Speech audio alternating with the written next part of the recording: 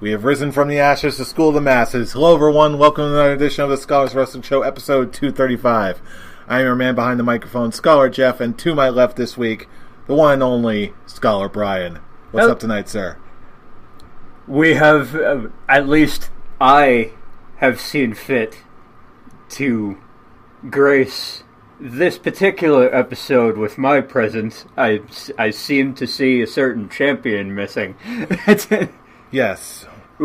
Scholar Tarek, our current reigning and defending Scholars of Wrestling champion, is on Papa duty, and as we all know, he loves it when you call him Big Papa.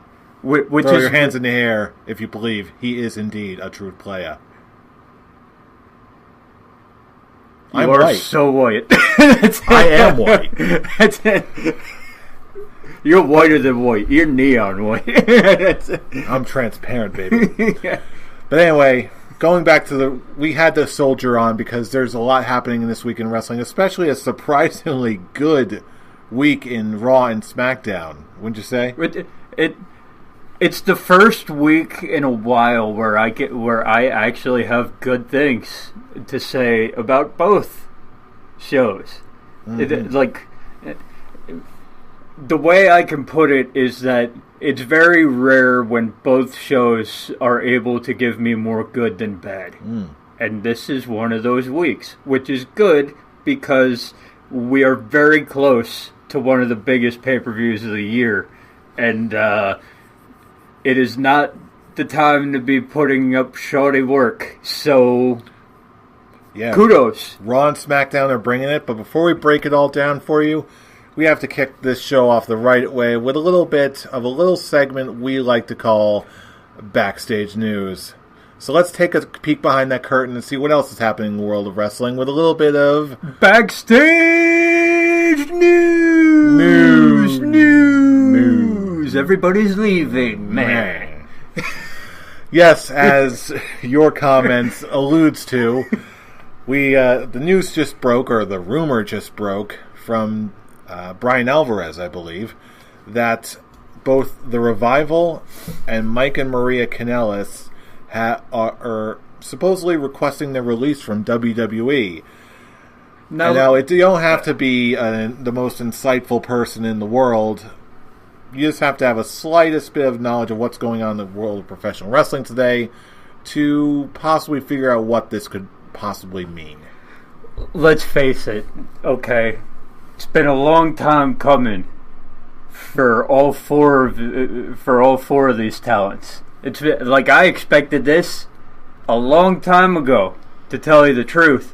But obviously, okay, with the news that broke last week about the brand new promotion, All Elite Wrestling, okay, it actually gives them an avenue to, if you listen to Chris Jericho, okay, it gives them an avenue to make more money doing what they're supposed to be doing.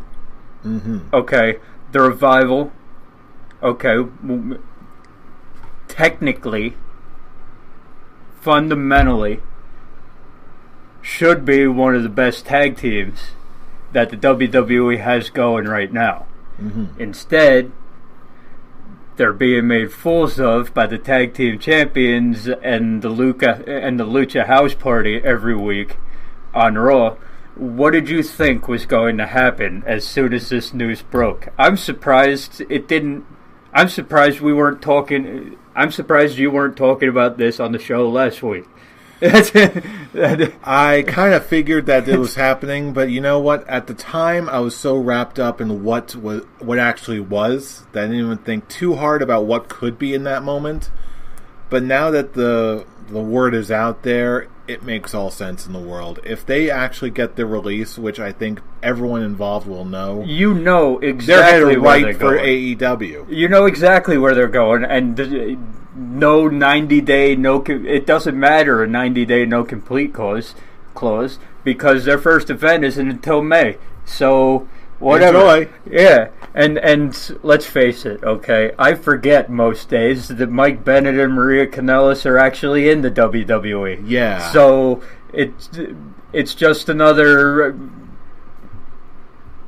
I barely even knew I knew they were there, but once AEW came out, this is not the end of it. Okay, this is just what came out today. Okay, you know that there's a bunch of not major, maybe some major talent, but there's a bunch of small time guys who believe they should be bigger than what they are right now, and I will be surprised if it's only these four that we see asking for releases, and because you know where they're going too. Okay, and all of these people, if they actually get granted their release, you know exactly where they're going.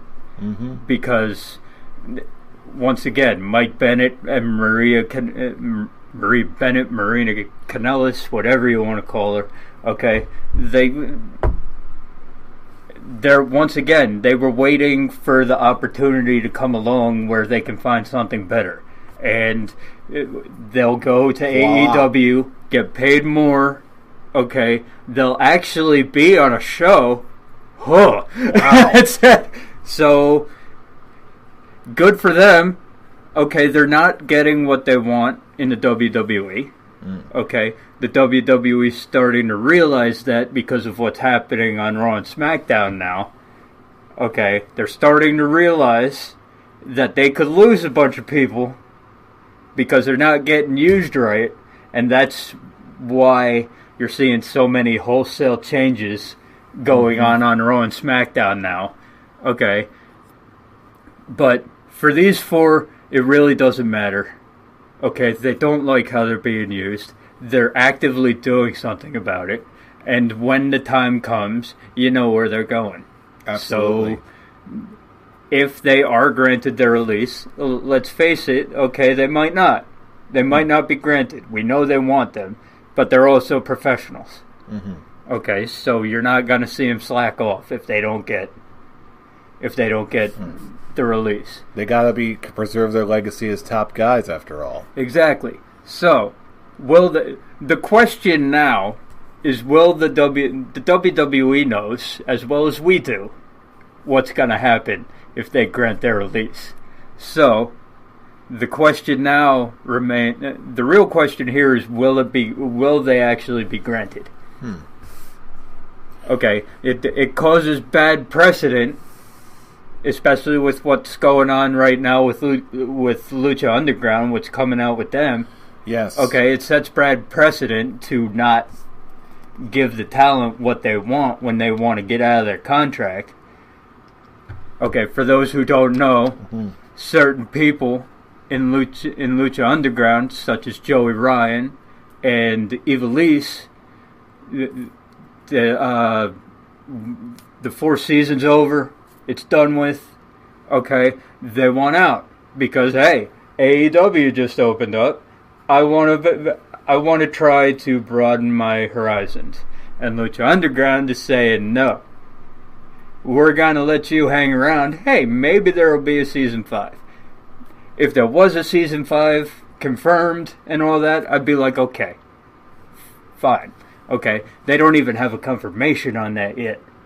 So you're just letting these talents hang around and all that, and it's setting bad precedent. And you're not going to get any new people, new wrestlers, and new talent to come in when they know that this is going on behind the scenes. And I suspect, if this is anything to be believed, that this is just the tip of the iceberg, and this is going to be the start of a very wrestler-centric era in the wrestling business. Which is good when you hear what's been going on backstage with accordance to contracts, with accordance to insurance, money issues, all that noise, all that background noise. It's good that it's turning around and becoming a wrestler-centric because, hey, it's a wrestling business.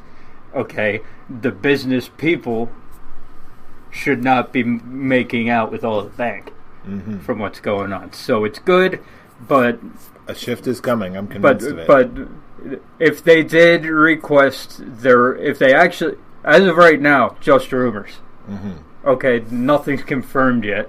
But if they did ask for their release, the WWE would be smart to actually grant it. Because because if you don't, and people find that out, then you lose business. And the AEW as of right now is no competition for Raw. As of right now. They're still getting started. There's nothing as of right now for the WWE to worry about. But if they show that they're worried, which they would by not granting these releases, okay, then the trickle down effect starts. Mm-hmm.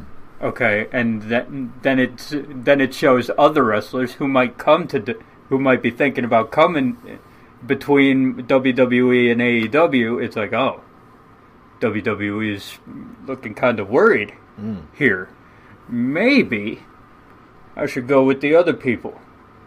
Okay, so the smart thing for the WWE to do here is allow these 4 talents to be released. Mm-hmm. They grant their release. They go over to AEW. It shows that the WWE is not worried as of now. Technically, okay. What we see on Raw and SmackDown shows, hey, maybe. I suspect a lot of people are going to be playing their cards very close to the chest right about now. But you know what? One way or the other, it's all going to come out in the open. This is just the opening salvo. But in other news, with people who are genuinely happy with the WWE right now, as I mentioned on the last episode, as of tomorrow, we're taping this on the 16th. Tomorrow, Thursday the 17th, there is going to be the Mortal Kombat 11 reveal, and a great amount of WWE personalities have been invited. Ronda Rousey, who, as I mentioned last week, is supposedly, according to the rumor, cast as Sonya Blade, but also Xavier Woods got an invite. Zelina Vega got an invite. Who else got an invite? Kofi got an invite. Cody Rhodes got an invite. He's not even with WWE. He got an invite. But he's Cody Rhodes, and we've known forever that he's a Mortal Kombat freak. It's not. He's more known for Zelda, but hey, he's more known for Zelda, but all the time when the Mortal Kombat 10 and the XL came out, you saw that he was a freak for Mortal Kombat. So Ronda Rousey, if you really think about it, she's got the look of a Sonya Blade. So it makes sense. If there's acting to be involved, I don't know how well that's gonna work. But maybe motion capture. But motion capture, no doubt. But I mean, like speaking, is it gonna sound like she's just reading lines off of a paper, or is she actually gonna act? Because seeing her in movies, and seeing her and a lot of her promo work, she gets one or two really good ones, like with the emotion and all that. But the promo that she cut on A Moment of Bliss last week that was wooden as hell. The one this week. Okay, that segment was taken over by Sasha Banks. Okay, I just don't. Motion capture for Sonya Blade, sure. Okay, but we're not here for her. We're not here for voice acting chops. We're here. It's Mortal Kombat 11. We want to fuck shit up. We don't really care about the acting that goes on behind it. Don't lie. I was going to say, that being said, although the quality of NetherRealm Studios games has gone up tremendously in the past years, I've got a Scholar's Quick Talk for you. Given these rumors about Ronda and the connections between NetherRealm Studios and WWE,